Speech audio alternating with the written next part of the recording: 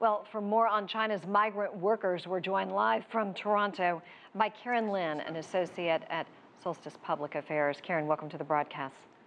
Lovely to be here, Susan. Let's talk about what we just saw in Meng Qingsheng's report, labor shortage, especially in sectors like construction, caused by the aging migrant workforce. How is China addressing this problem?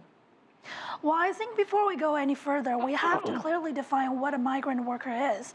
So according to the Chinese National Bureaucratic Census, a migrant worker is a worker who no longer farms land and who has come to the city and work on, be it a construction job site or service industry. Now, according to a statistic that was recently released, 65% of the migrant workers are over the age of 55. So that is an aging working pool for you. And in order to solve that problem, I think China actually needs some structural reform to their economy. Yes, migrant workers are getting sicker, getting older, so a lot of them may not want to go to the city anymore. Some of them tend to stay home, farm the land that they haven't farmed for years, stay with the grandkids, take care of elderly parents. So in order to address these problems, I think the government will need to, first of all, create an affordable, comprehensive, long-term senior care. And the government is doing something good. Just as a report that was newly released, that the government said virtually every urban center and suburban cities, all the citizens have access to affordable health care. So that is going to help address the problem a little bit. But I think another thing is a mindset shift. You can't really do much when older migrant folks just simply don't want to go back to the city anymore. Right, there has to be a plan also to help them transfer to less labor-intensive jobs as well, Karen. That is absolutely correct.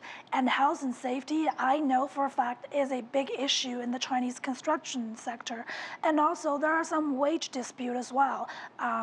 We've heard from, times and times that hardworking migrant workers went to cities like Beijing, Shanghai, worked really hard on a construction job site, but when the contract is completed, they didn't get paid. So that's really difficult for a migrant worker to put all their lives on the line when they can simply sort of say to themselves, look, I got this farmland, why not go back home?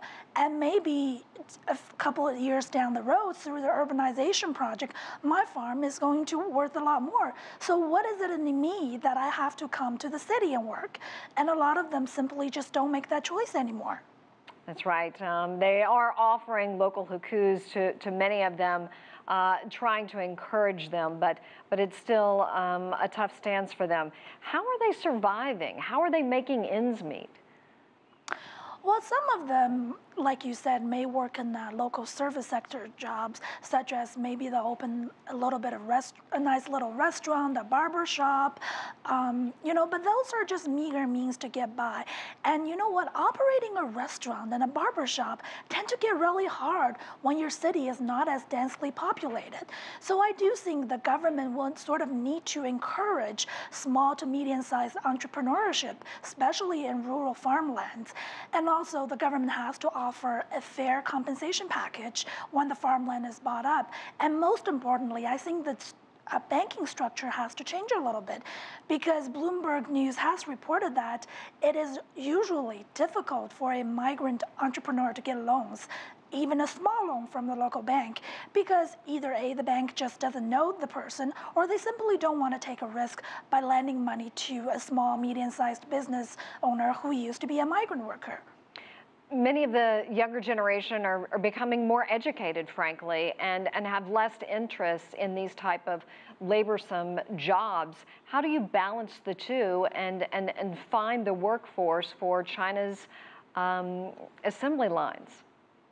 Well, you're absolutely correct. Younger generations are far better educated. If they don't end up going to college, they will at least go to vocational schools, and they just don't want to work on the farm anymore. But I think another challenge is we're entering the age of globalization and automation. As we all know, Foxconn, the manufacturer for iPhones and Samsung phones, basically opened up 4 plants in Chongqing and Zhengzhou, and a lot of those shops don't don't actually require manual labor.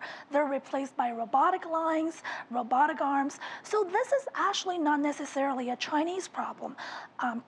Seeing people like us who are in Canada, we're facing the same shortages as well. We have what you call in Canada a maritime problem, where provinces like Nova Scotia, Prince Edward Island have a hard time retaining young people because there's simply no jobs there. Well, Karen Lin, we certainly appreciate your time joining us from Solstice Public Affairs in Toronto. Thank you.